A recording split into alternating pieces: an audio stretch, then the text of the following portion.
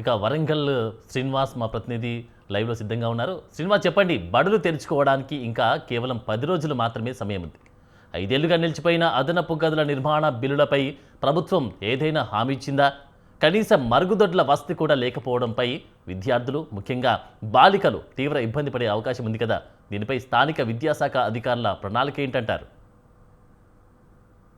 Good morning Anand. ఏదైతే వరంగల్ ఉమ్మడి జిల్లాగా వ్యాప్తంగా హన్మకొండ, వరంగల్, మహబూబాద్, ములుగు, జనగాం, జయశంకర్, భూపాలపల్లి జిల్లా పరిధిలో వేల సంఖ్యలో ప్రభుత్వ ప్రాథమికోన్నత పాఠశాలలు అయితే పనిచేస్తున్నాయని చెప్పుకోవచ్చు. తాజాగా అధికారిక సమగ్ర సంఖ్య ప్రతి విద్యా సంవత్సరంలో మారుతూ ఉంటుందని, ఇటీవల విద్యా సంవత్సరానికి ప్రభుత్వం ఉమ్మడి వరంగల్ జిల్లాలో అదనంగా 279 స్కూళ్లు, అదేవిధంగా ప్రీ ప్రైమరీ పాఠశాలలు ప్రారంభించనున్నట్లు నిర్ణయం. వరంగల్ జిల్లాలో 48, జయశంకర్ భూపాలపల్లి జిల్లాలో 41, హన్మకొండలో 31, జనగామలో 39, ములుగులో 36 ప్రీ ప్రైమరీ స్కూళ్ళు అయితే ప్రారంభించినట్టుగా ప్రభుత్వం అయితే గణాంకాలు చెప్తున్న పరిస్థితి అయితే ఉంది.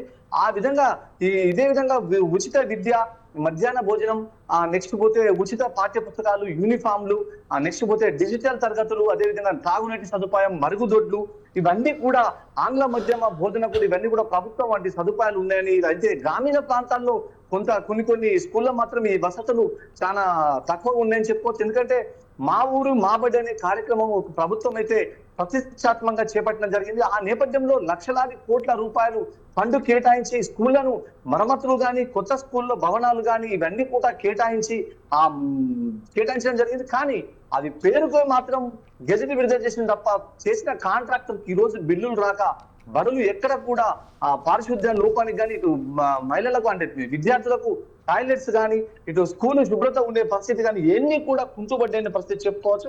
కానీ స్కూల్లో ఆసన్నం కావాలంటే తెరవడానికి ఇంకా 10 నుంచి 15 రోజుల టైం ఆసన్నం ఉంది. ఇదైతే ప్రతి స్వాచ్ఛత భవనాలు, శుభ్రమైన తరగతి గదులు, బాలికల ప్రత్యేక మరుగుదొడ్లు, కంప్యూటర్ ల్యాబ్, సైన్స్ ల్యాబ్ ఇటువంటి అన్ని కూడా కుంటుపడ్డాయని చెప్పుకోవచ్చు. ప్రభుత్వం ఇప్పటికైనా నిధులు కేటాయించి ఈ ప్రాంతాల వరంగల్ ఉమ్మడి జిల్లా వ్యాప్తంగా ఎక్కడెక్కడ బళ్ళు కరెక్ట్ లేవో అవన్నీ రిపేర్లు చేయించి, పెచ్చురుడి పిల్లల మీద పడ్డ పరిస్థితి కూడా ఉంది. ఇవన్నీ కూడా తక్షణమే చేయించి పిల్లలు ఈ తరగతి అంటే నెక్స్ట్ ఇంకా 15 రోజుల్లో విద్యాభ్యాసం స్టార్ట్ అయ్యే పరిస్థితి ఉంది. కాబట్టి ప్రభుత్వం తక్షణమే మేలుకొని ఇవన్నీ కూడా రిపేర్లు చేయించి పిల్లలకు ఆధునికంగా అన్ని సౌకర్యాలు అందించాలని అయితే విద్యార్థుల తల్లిదండ్రులు కానీ, ఇటు ప్రజలు కానీ కోరుకున్న పరిస్థితి ఉంది.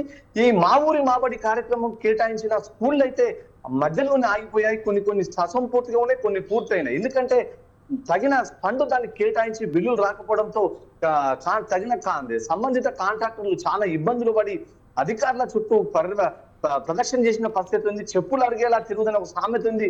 ఈ మా ఊరు మాబడి కార్యక్రమం అనేది దాన్ని తలపించిందని చెప్పుకోవచ్చు. ఇదే నేపథ్యంలో తగిన సంఖ్యలో కొన్ని ఏజెన్సీ ప్రాంతాలు, ఇటు ములుగు, భూపాలపల్లి, జయశంకర్, ఇటు నర్సంపేట ఈ ప్రాంతాల్లో ఏజెన్సీ ప్రాంతాల్లో ఉపాధ్యాయుల కొరత తీవ్రంగా ఉందని చెప్పుకోవచ్చు. ఇదే ఉమ్మడి జిల్లా వేగంగా మెయిన్ గా మహబూబాద్ జిల్లా కూడా ఈ ఏజెన్సీ ప్రాంతంగా ఉంటుంది కాబట్టి అక్కడ కూడా ఉపాధ్యాయుల కొరత ఉందని చెప్పుకోవచ్చు. ఇదే ప్రాంతంలో ఐటీడీఏ కూడా ఏటునారం ప్రాంతంలో ఐటీడీఏ కూడా ఉంది. ఐటీడీఏ స్కూళ్ళు సంబంధించిన అక్కడ కొంతమంది ఉపాధ్యాయులు ఉన్నారు తప్ప విద్యార్థులు కరువైన పరిస్థితి చెప్పుకోవచ్చు. ఎందుకంటే విద్యార్థులు శూన్యం, కానీ ఉపాధ్యాయుడు పోయి కూర్చొని పొద్దున్నదాకా కూర్చొని కాలక్షేపం చేసి మళ్ళీ సాయంత్రం ఇంటికి తిరిగి వచ్చే పరిస్థితి నెలకొంది.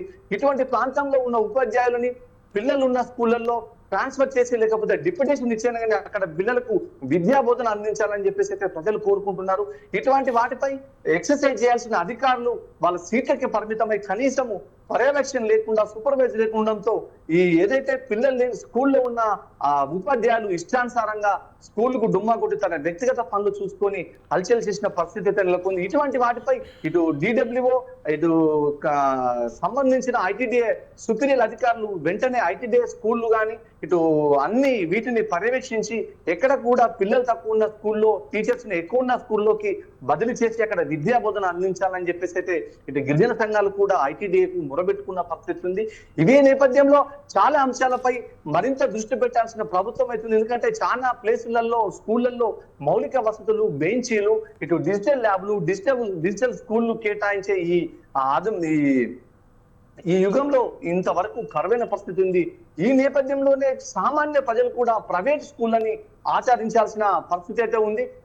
దీని ప్రభుత్వ విద్య కరెక్ట్ లేని వల్లనే మేము ప్రైవేట్ స్కూళ్లకు పిల్లల్ని పంపించేసి లక్షలాది రూపాయలు దారాదత్తం చేసిన పరిస్థితి ఆ పేద తల్లిదండ్రుల బాధ అయితే చూడలేని పరిస్థితి ఉంది. ఈ ప్రాంతంలో ఈ ప్రైవేట్ స్కూళ్ళల్లో కనీసము విద్యాశాఖ అధికారులు కనీసం పర్యవేక్షణ కొరబైంది. ఎందుకంటే ఆ ప్రైవేట్ స్కూళ్ళల్లో ఫైర్ పర్మిషన్ కానీ, ఇటు టాయిలెట్స్ కానీ ఏది కూడా పరిమితికి అంటే పర్మిషన్ మించి ఎక్కడ కూడా లేకుండా కూడా ఆ స్కూళ్ళపై ఎటువంటి చర్య తీసుకునే పరిస్థితి ఇటు డిఈఓ వ్యవస్థ అయితే కుంటుపట్టిందని చెప్పుకోవచ్చు. ఎందుకంటే ప్రతి స్కూల్లో ఓ ప్లే గ్రౌండ్ ఉండాలి, పిల్లలు ఆడుకోవడానికి ఆరోగ్య రీత్యా వాళ్ళకు దృఢంగా ఉండడానికి ప్లే గ్రౌండ్స్ కూడా సరైన లేని పరిస్థితి ఉంది.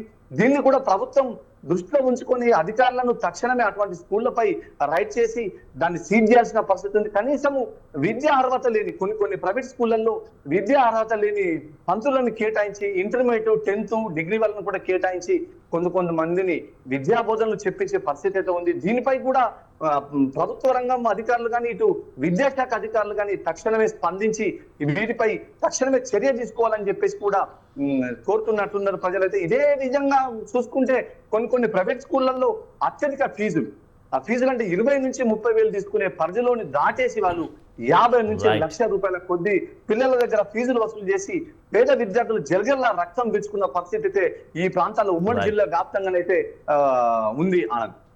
Right, thank you Srinivas.